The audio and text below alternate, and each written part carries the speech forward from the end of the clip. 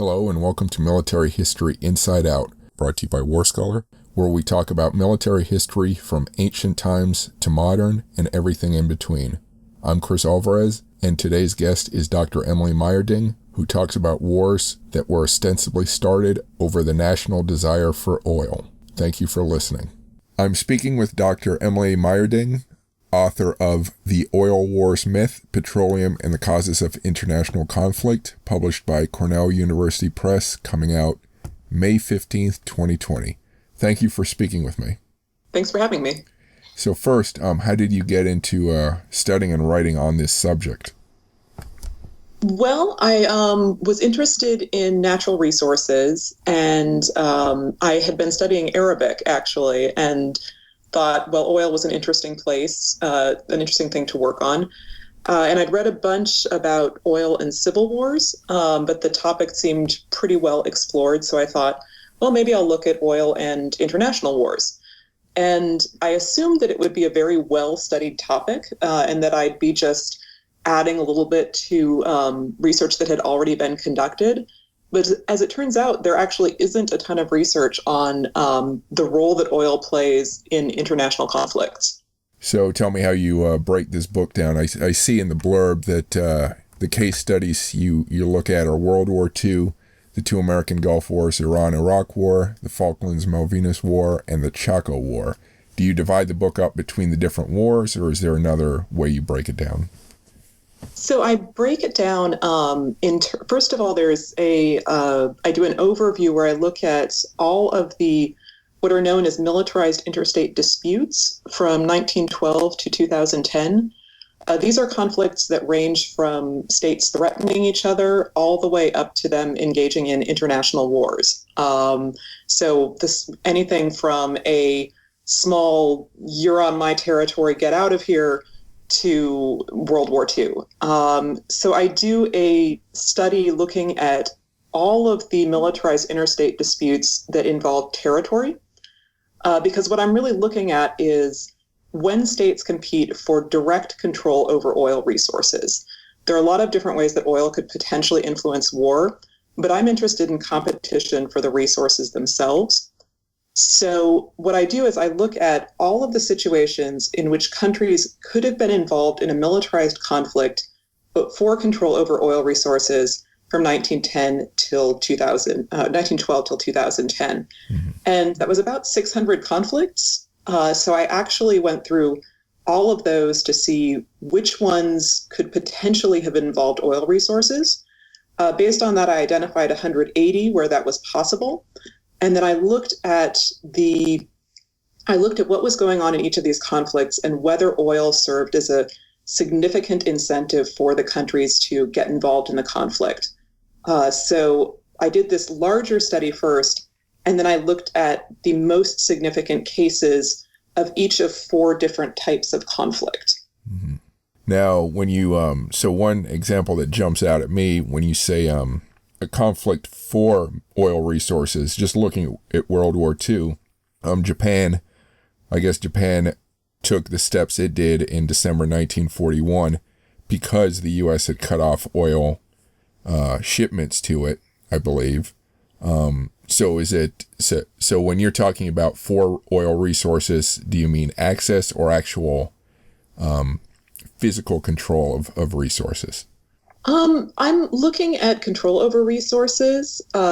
In that case, I completely agree that Japan invaded the Dutch East Indies in order to grab the oil resources there because they needed access to them.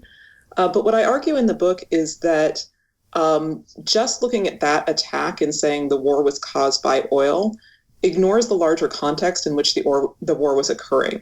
The fact that Japan had already been at war with China since at least 1937 and possibly 1931, depending on when you count the start date. And so I look at the oil issue in that broader context, that Japan was not specifically trying to get oil when it started the war with China. The oil needs were endogenous to the war effort, that because of the war, Japan lost access to its oil and therefore needed to find another source of petroleum resources. So what I'm arguing is that certainly this campaign to grab oil was motivated by resource concerns, but the broader war in which it took place was not. Mm-hmm. And it also makes me think about Germany. They became allied. I guess Romania had oil resources but as allies, they protected it more than, there wasn't a grab for it, I don't think. Right, exactly. In both of those cases, oil was not the initial reason for the war. Germany wasn't initially going to war in order to get oil resources. Japan wasn't initially going to war with China to get oil. But because of the war, they lost access to supplies, the supplies that they were getting, and they had to find new ways to get oil. But interestingly, in both of those cases, these countries tried everything first before they invaded another country. They tried to get oil concessions in different places. They tried to develop oil alternatives. Germany was very successful at that. Japan was not very successful at that. They tried to establish trade agreements. And it was really as a last resort that they actually invaded other oil-rich countries. And so the Falklands War. Yes. I thought I was familiar enough with it, but I didn't know oil was a big part of it. Can you talk about that one? So I wouldn't say it's a huge part of it. And one of the main things that I'm arguing is that this case, at the time there was some reporting suggesting that this was the reason that either that Argentina was invading the islands or that Great Britain was trying to defend them.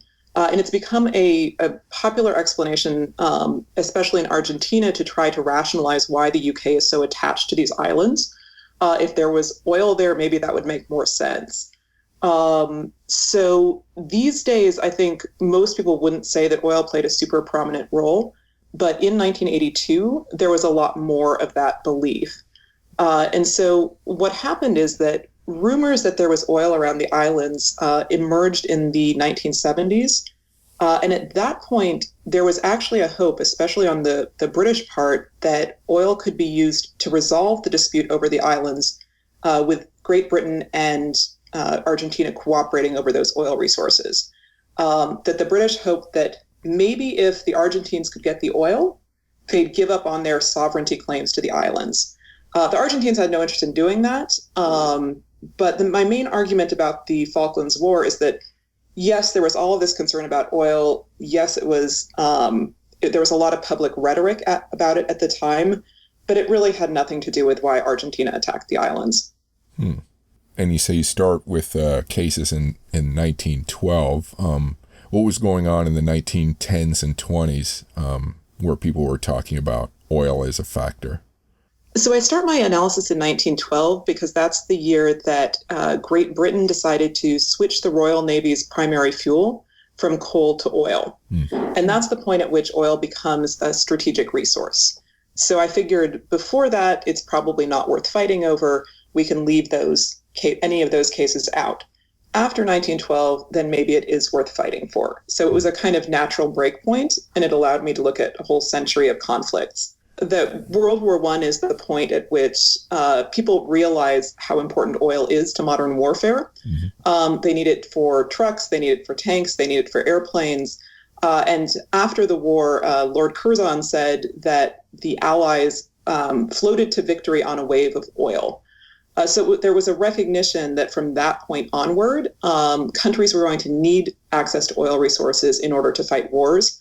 And if they didn't have that access, they were destined to lose. So when I asked my question, of course, I know World War I was going on in this period, but I'd never read about oil being a big part of strategic movements or anything like that, or even motivations in World War I. During World War I, was there any talk about oil in a big way? Yes, there was concern. In particular, the British were concerned about oil access after the war. They had already gotten involved in Iran in order to try to secure the British Navy's access to oil resources. And World War I, the trajectory of World War I really made them concerned about their post-war effort. So they actually got involved in what would become Iraq in order to gain a toehold in Mesopotamia and be sure that they would have access to oil during the war. So they actually, in the last year of the war, staged an oil campaign in Mesopotamia in order to ensure that access. So this is another case where a war didn't start because of oil, but oil concerns conditioned some of the campaigns that occurred during the conflict. I'm speaking with Dr. Emily Meierding, author of The Oil Wars Myth. You can find more information at emilymeierding.net. Please rate this podcast on whatever podcast feed you're listening to it on. Your ratings go a long way in increasing the listenership of this podcast. Please sign up for my newsletter at warscholar.org or militaryhistorypodcast.com. Please post your comments about this podcast or the episode on Facebook at Warscholar or on YouTube at Warscholar1945. You can contact me directly on Twitter at Warscholar or on Instagram at Chris Alvarez Warscholar. If you like science fiction, fantasy, and horror, please listen to my podcast, Full Contact Nerd, also located at chrisalvarez.com or fullcontactnerd.com. If you like outer space business, technology, and policy, please listen to my podcast, Spacewalks Money Talks, also located at spacewalksmoneytalks.com. Your support is greatly appreciated. Now back to the podcast. So again, in the description of the book, you're sort of presenting arguments countering the idea that wars are fought for oil. However, could you say that in peacetime, governments maneuver themselves militarily so that they can access oil quickly if needed? Absolutely. There are all kinds of things that countries do to ensure their energy security, whether that's having formal or informal alliances with oil-producing states, or trying to push civil wars to go in a certain direction so you get a leader that will be a more reliable supplier of oil resources. What my book is saying is it's really taking a small part of the picture and saying this idea that violent conflict, that militarized conflicts, that countries actually go out and try to engage in these imperialistic oil grabs on any scale, that really doesn't happen. But do countries do other things to ensure oil access? Certainly. Okay. And I guess the big one most recently is people saying that the U.S. Went into Iraq for its oil. And I guess in your book you would argue, no, that was not the motivation. So I disagree with the idea that the U.S. went into Iraq in order to grab the country's oil for itself. There's no evidence that the United States had any intention of staying over the long term in Iraq. The plan was to invade the country, to overthrow Saddam Hussein, to be there temporarily and then withdraw. And there was a recognition that that oil needed to be returned to Iraqi authority as soon as possible in order for it to be efficiently developed. Because the Americans knew that basically no foreign companies would invest in Iraq unless their contracts were secure. And if the United States was in control of the country, those contracts would not be secure. So the United States wasn't going in to grab Iraq's oil. There is a theory, and I wasn't able to find enough information to say whether or not this theory is accurate, but there's a theory that the United States wanted to remove Saddam Hussein so that there would be someone more reliable in charge of Iraq who would be less inclined to manipulate global oil supplies. And also that if Saddam was removed, then sanctions against Iraq could be lifted, which would facilitate the flow of investment capital into Iraq's oil industry so the country could increase its production.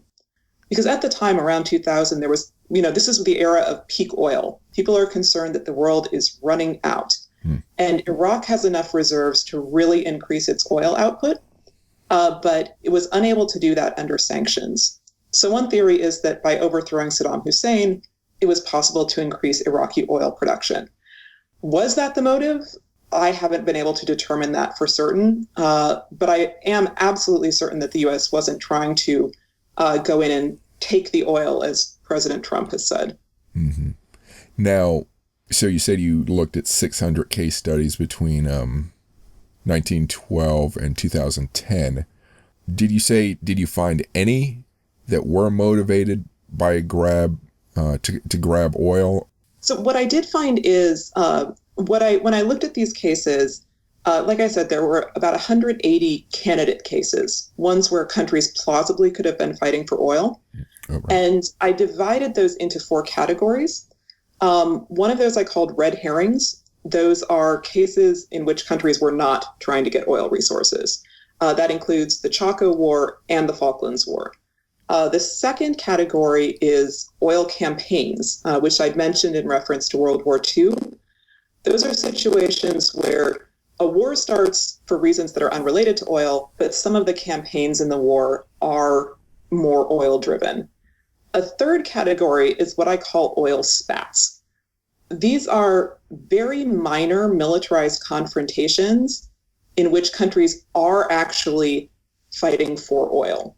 So there have been about 20 of these. They've all or almost all of them have happened since the first energy crisis in the early 1970s. And these are basically these situations that you see in the South China Sea, the East China Sea, in the Eastern Mediterranean, where one country decides, I'm going to explore for oil in this contested territory, and another country says, no, you're not, and so I'm going to send out my fishing vessel to cut your seismic survey cables. So states periodically do that. They engage in these little spat things, but those never escalate. They're almost always non-fatal. They never become larger conflicts. So countries do this kind of sparring for oil once in a while, but it doesn't happen very often. And it's always between countries that have a history of hostility. They didn't get along before, oil enters the picture, they continue to not get along. So those are the cases that I would say, yes, oil is the motive.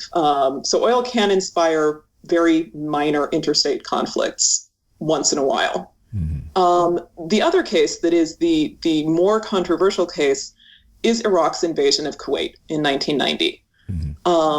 This is the big case. This is the case that even people who say they don't believe in oil wars say, but this was an oil war.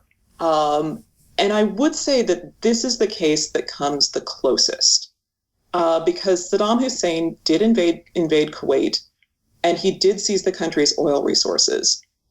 And there are a couple of different oil war interpretations of that conflict. One of them is the greedy interpretation, where Saddam Hussein wanted to control 20% of global oil reserves, so he goes and invades Kuwait, grabs their oil out of greed. The other explanation is what I call the needy explanation, which says that Kuwait and the United Arab Emirates were producing more oil above their OPEC production quotas. That was driving down global oil prices. Iraq was suffering from a revenue shortage, and therefore it invaded Kuwait in order to try to decrease its production and cause oil prices to rise. That explanation is partially correct, but it's only part of the story. I did research at the Conflict Records Research Center, which is housed at the National Defense University.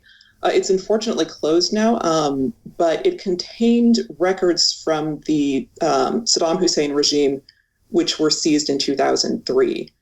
And looking at that archive, what I determined was that Saddam was concerned about oil, but he was concerned about oil because he believed that the United States was pushing Kuwait and the UAE to overproduce oil and to drive down prices. And he thought this was part of a broader campaign by the United States to overthrow his regime. So he ends up invading Kuwait. He saw it as a defensive measure, that essentially the only way for him to survive, the only way for him to push back against the United States was to invade this other country. So I call this case an oil gambit, because yes, Iraq was targeting Kuwait's oil, but it was trying to achieve something much larger, which was to protect itself against what it perceived as American aggression. And it makes me wonder how many conflicts might there be, because what you're describing almost sounds like they're trying to protect their economic situation. I would say economic situation, but even more than that Saddam saw this as a war for survival.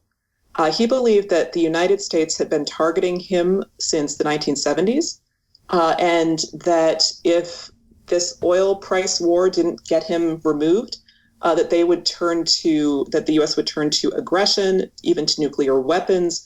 Basically, whatever it took to get him out, that would be the next U.S. action. So he saw this as an existential threat and a battle for his survival.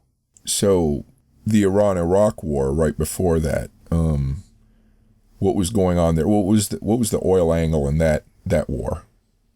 The reason that people call it, some people have said that it's related to oil, is that Iraq invaded Iran's richest oil province, Khuzestan.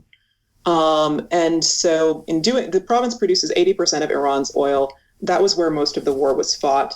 And so there was a belief that Iraq was invading Iran in order to grab its oil resources. In fact, the Iraqis had much more limited territorial ambitions.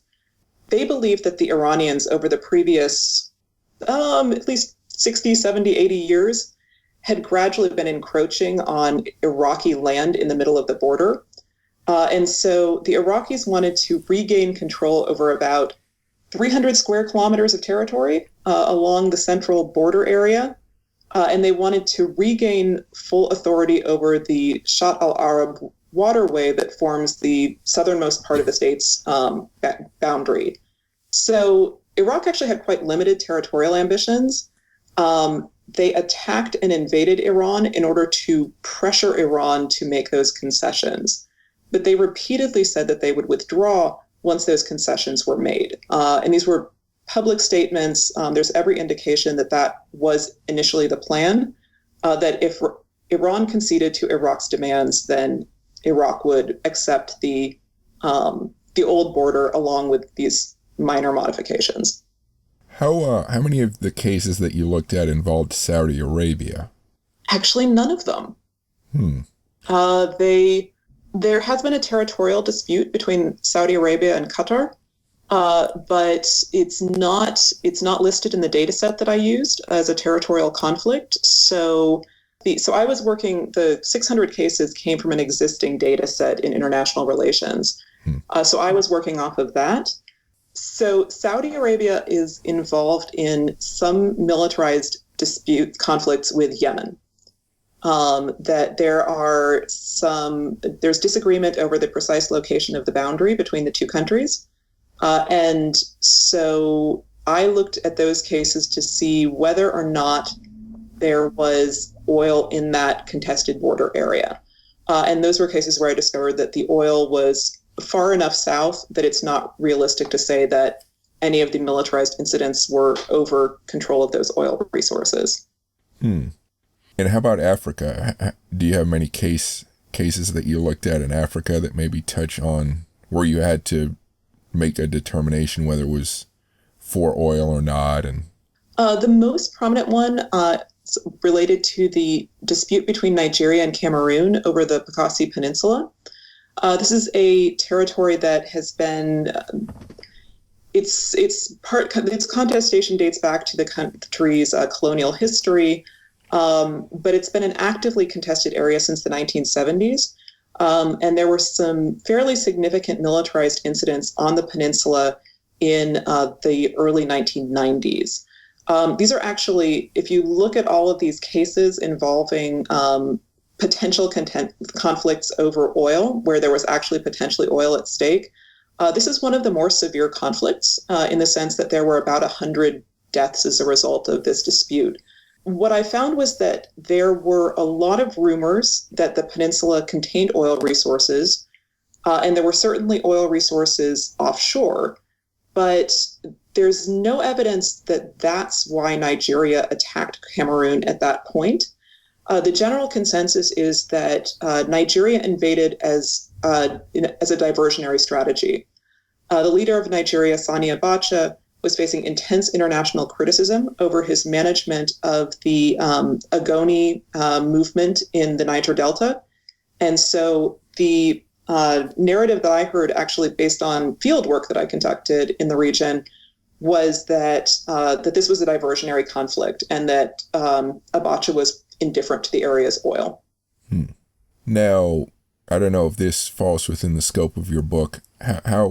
What if someone were to argue, okay, well, maybe these countries didn't directly fight over oil, or, it wasn't for oil, but what about oil companies behind the scenes manipulating the situation because they wanted access through some nation, for some oil resources?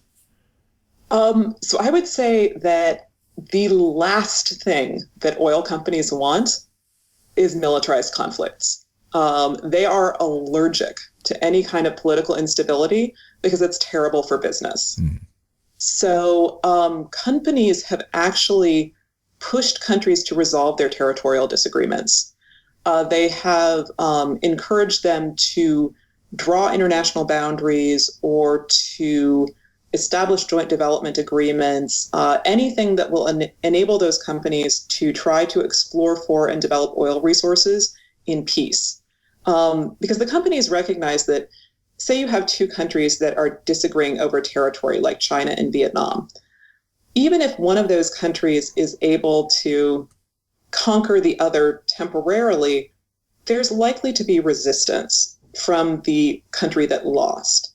So, and the companies just don't want to be involved in that kind of disagreement. I actually I have a theoretical chapter that talks about why countries don't fight over oil resources. Mm-hmm. And I say that there are 4 types of costs that they're taking into consideration when they're making these decisions. And one of these types of costs is what I call investment costs. And these are the impediments to international investment that are caused by political instability and militarized conflict. Basically, countries will get a much better deal on their oil resources from oil companies if there's political stability. And the companies will do what they can to encourage that.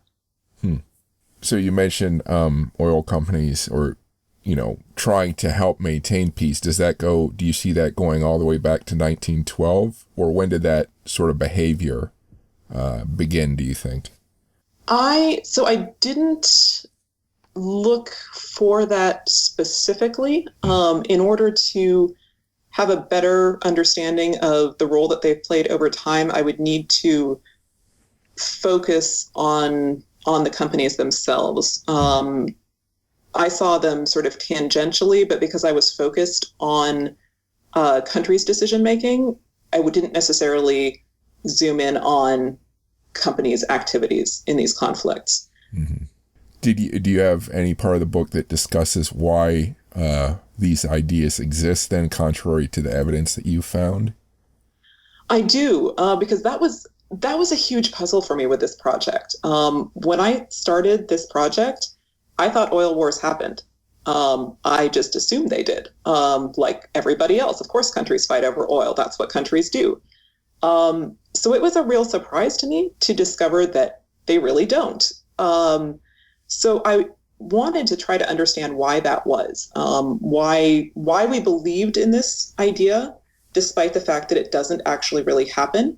And so what I said, this is the book's title, The Oil Wars Myth. I said that oil wars are a myth, which is a story we tell ourselves about how the world works.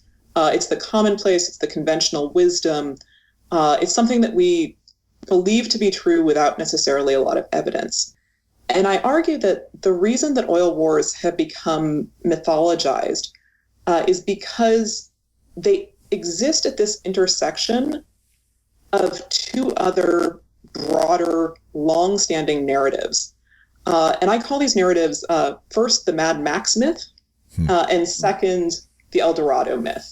And the Mad Max myth, obviously named after the film series, but it's this idea that really dates back to Thomas Malthus, the idea that societies will inevitably run short of critical resource supplies, and that when they face scarcity, people will fight over the resources. This is kind of an elaboration of Malthus, and we've seen this idea. It appears in Malthus's writing, it appears in Charles Darwin, it appears progressively in academic writing and popular culture for over 200 years, this idea of competition and violent conflict over scarce resources. And oil wars embody this narrative of competition over scarce resources. So that's one side of the equation. The other side, the El Dorado myth, is the idea, so it's the myth of El Dorado, the golden city or the golden man that people pursue greedily in order to enrich themselves. So oil wars also have this greedy narrative associated with them, that oil is desirable, oil is a source of enormous wealth, oil is black gold. So what I argue is we have one narrative about need and one narrative about greed, and oil wars embody both of those. So they're very, very easy to believe in. Interesting. I'm speaking with Dr. Emily Meierding, author of The Oil Wars Myth. You can find more information at emilymeierding.net.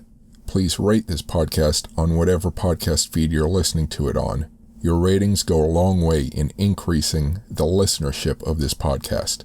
Please sign up for my newsletter at warscholar.org or militaryhistorypodcast.com. Please post your comments about this podcast or the episode on Facebook at Warscholar or on YouTube at Warscholar1945. You can contact me directly on Twitter at Warscholar or on Instagram at Chris Alvarez Warscholar. If you like science fiction, fantasy, and horror, please listen to my podcast, Full Contact Nerd, also located at chrisalvarez.com or fullcontactnerd.com. If you like outer space business, technology, and policy, please listen to my podcast, Spacewalks Money Talks, also located at spacewalksmoneytalks.com. Your support is greatly appreciated. Now back to the podcast. So you mentioned one archive, at least one archive you used for to get records from. What else did you use for your research? So I used the Conflict Records Research Center for the Iran-Iraq War and for the for Iraq's invasion of Kuwait. So because I was looking at such a wide range of conflicts, I was using a huge number of sources. I was partly drawing on reference volumes of territorial disputes and militarized conflicts. I was also doing a lot of searching of journalistic sources in order to figure out both what had happened in many of these militarized incidents, but also how people were writing about them at the time. So a lot of searches of historical news archives, secondary source case histories, and then for the purposes of the Iraq conflicts, looking at the archival research, archival materials from the Conflict Records Research Center. Okay. And did you mention you did some field work in Africa? Was that for something else? That was during my dissertation research. It was a case I couldn't understand. I really couldn't figure out what was going on in Cameroon and Nigeria in this conflict, and I wasn't able to figure it out based on library research and based on news sources, and so I went to try to get a better sense of what had happened. Okay. Now, what part of the research was most enjoyable? I know it can be probably a little dry, but I would say the most enjoyable part was really having it come together, looking at so many cases to see these common patterns, and to be able to see consistent dynamics across a broad range of cases. I studied history as an undergraduate, love history, but the part of the appeal of political science for me is trying to do this kind of comparative analysis, and with the hope that by looking at a large number of cases, we can figure out common patterns. And so looking at this data and being able to actually see common patterns in terms of how countries respond to their oil needs was incredibly satisfying, and was, I would say, the part of the research that I'm really pleased about. Now, I know you mentioned that, so my next question is, what did you find that was most surprising? And I know you started your research thinking your conclusion would be one thing, and then it became, almost the opposite. But was there anything else that you came across that surprised you?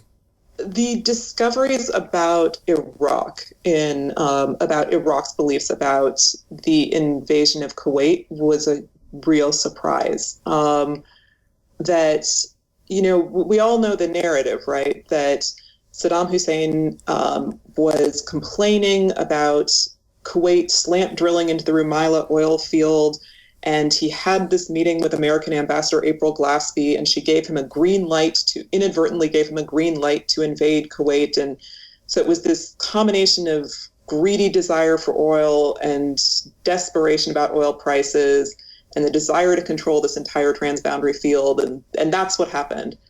And what shocked me was to discover that, well, first, that the conversation wasn't a green light at all.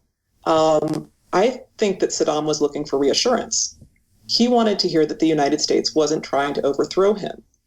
And that the fact that he felt so under siege was just a real shock to me. And it was also fascinating to see how that mindset developed and expressed itself over time, including in things like he was the Iran-Contra scandal. He was infuriated by it, and he saw it as evidence of the United States being completely unreliable. And he referred to that in his meeting with Glaspie, saying that these new events remind us of old circumstances. And it was just interesting to see how when you start from a few wrong assumptions, how it can spin itself out into this completely internally logical but externally wrong worldview. Mm-hmm. Yeah, I've heard that about Saddam as well with the most recent war in Iraq. I just get this impression that he was playing all kinds of games and had all kinds of strange ideas, and it kind of caused him a lot of problems in the end. Yeah, they were impeccably internally logical, but based on some really bad assumptions. Mm-hmm. But I think we see this from a lot of leaders, though, where they're saying this, trying to. There's actually a similar dynamic before World War II for Japan, that they're, on the one hand, they're desperately trying to avoid a war with the United States. They're engaged in diplomatic negotiations. After the U.S. Imposes trade restrictions on oil, they're desperately trying to get the U.S. to lift those because they know that they can't win a war with the U.S. But at the same time, they're worried they're going to have to fight a war with the U.S. So they are continuing to build up their military and their Navy. And it's partly those mixed messages that caused the Americans to say, you know what, to heck with this. You are unreliable and an adversary, and we cannot resolve this peacefully. But yeah, trying to, especially under desperate circumstances, countries try to play both sides, and it never seems to go well. Yeah. Now, I think you mentioned some difficult parts there were for you to research, but what would you say sticks out as the most difficult question for you to either have finally come to a conclusion on, or which you really still grapple with? I think plenty of things did, but I spent a long time on it. So by the time I got to the end, I was pretty confident in what I put into the book. And I think that there are certainly some cases where I expect people to disagree with me, but partly because I knew that this was a controversial argument, I spent a lot of time looking at these cases to try to make sure that I could stand by my interpretations. Now, I know this is research and it is dry, but was there anything you came across that had an emotional impact on you, either positively or negatively? So I'm going to reject the premise of the question because I think this research is fascinating. I might be the only academic on earth who finished their book and is still interested in their topic.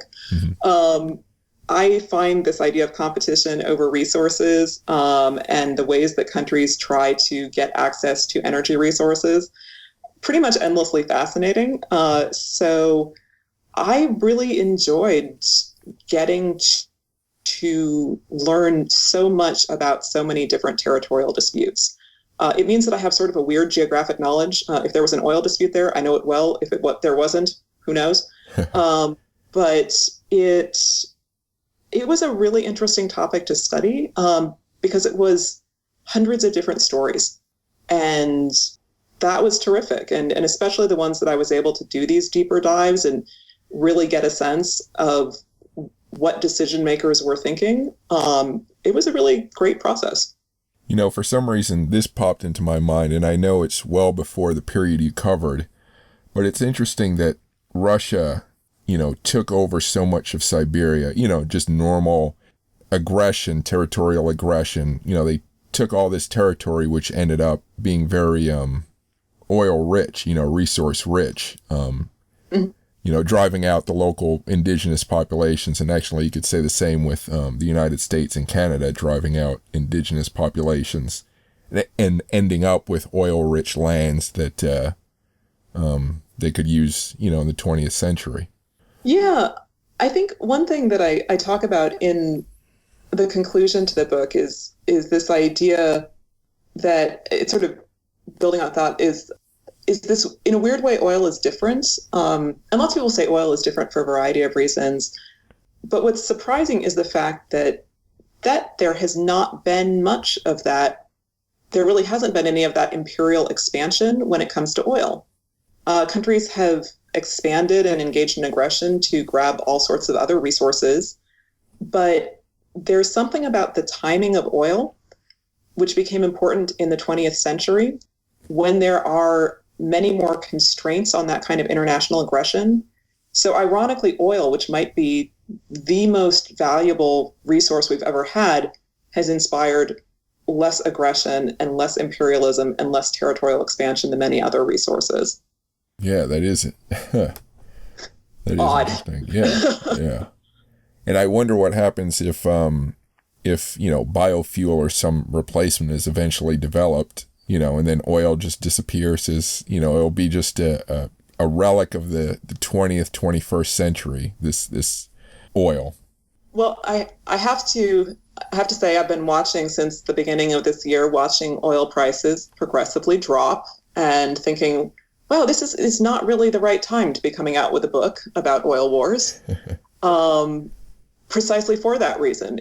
Is this topic no longer relevant if we move on to an era in which countries no longer have an incentive to fight for oil? But I've spent some time thinking about it, and I realized I think my book still is relevant, because what I'm saying is that these wars were never about oil. Mm-hmm. They were always about other things. So even if oil is taken out of the picture, we'll still see plenty of these conflicts. We won't call them oil wars anymore. Mm-hmm. Yeah. Yeah, I mean, definitely the book is still a study of international conflict, regardless of the reasons. So what do you hope the book will do? So I hope the book will start to unwind a little this assumption that countries fight oil wars. It is really hard to challenge a conventional wisdom. So if I can even move the needle a little and to get people to question these narratives about oil wars and these assumptions that when they see a conflict in an area with oil or natural gas, that it's the resource that caused the conflict. If I can get people to not immediately jump to that conclusion, that would be terrific. Actually, a question that popped in my head. Did you see any regional differences as far as public perception of war? Is the oil myth stronger in some countries or regions than others? I didn't really look into that, and because I was using primarily English language sources, I would have had a biased interpretation. I do think that the amount of the strength of these narratives about oil explanations for conflicts definitely rise and fall with the price of oil. That when oil prices are high, everyone interprets conflicts as oil wars. When they drop, they're not oil wars anymore. So there's the temporal variation, but I didn't look to see whether there was a regional variation.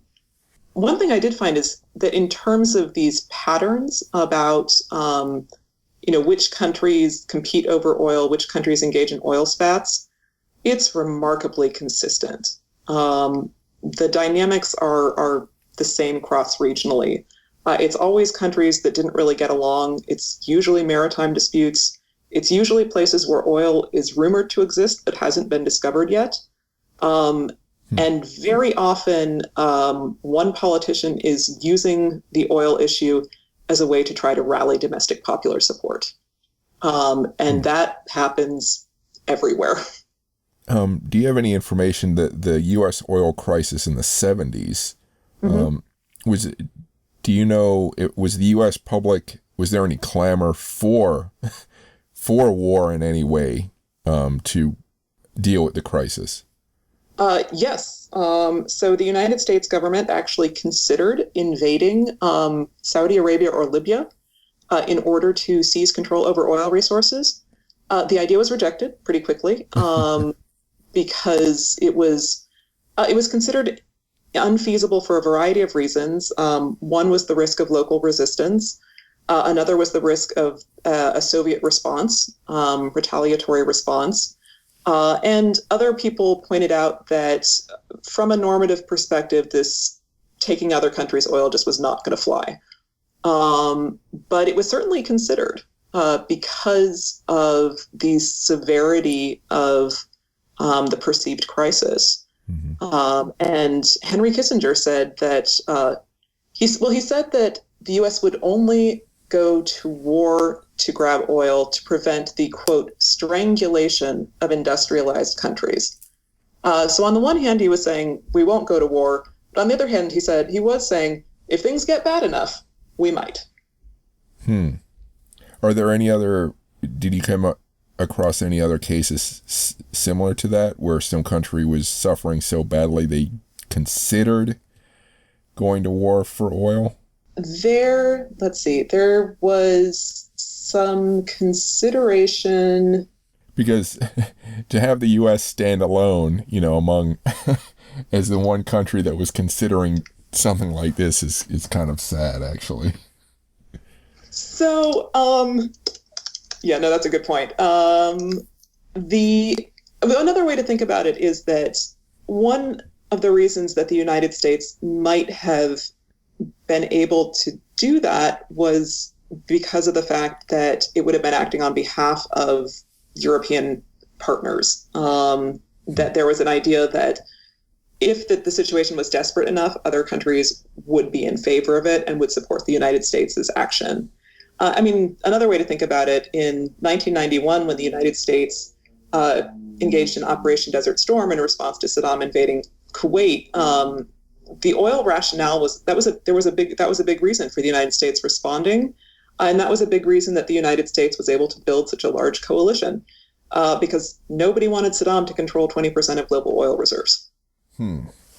Interesting. So the U.S. is, maybe taking the lead, but not the only one with that incentive structure. Yeah. Did you have any difficulties getting the book finished or published? Aside from just getting it finished writing, I actually had a smooth publication, review and publication process. I had some very encouraging reviewers, a great editorial team.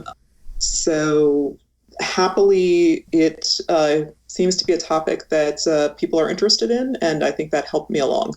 Okay. Was this your first book, or is this your first book? This is my first book. Oh, okay. What's your next writing project, if there is one yet? So I'm working on a variety of projects.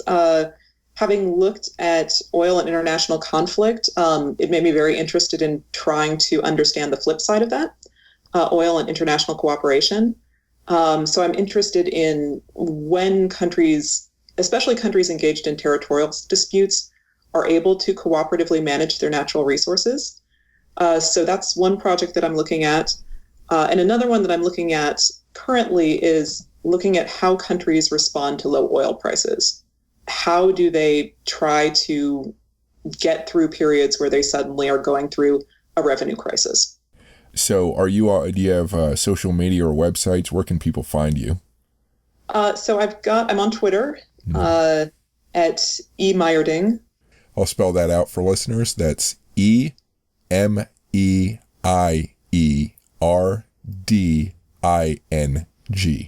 And I also have a personal website. And what's the address of that one? That is emilymeierding.net. Okay.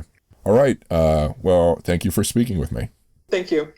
Thank you for listening. You can find more podcasts like this on your favorite podcast feed under the title Military History Inside Out. That includes Apple Podcasts, Stitcher, and Spotify. One great way to support me is to rate my podcasts, either good or bad. You can find more great military history information at warscholar.org, on YouTube at Warscholar 1945, on Facebook at Warscholar, on Instagram at Chris Alvarez Warscholar, and on Twitter at Warscholar. Please support me by following me on those sites and liking my videos. If you like to read, don't forget to sign up for my weekly newsletter where I recommend newly published books. The subscription box is on my webpage. Thank you.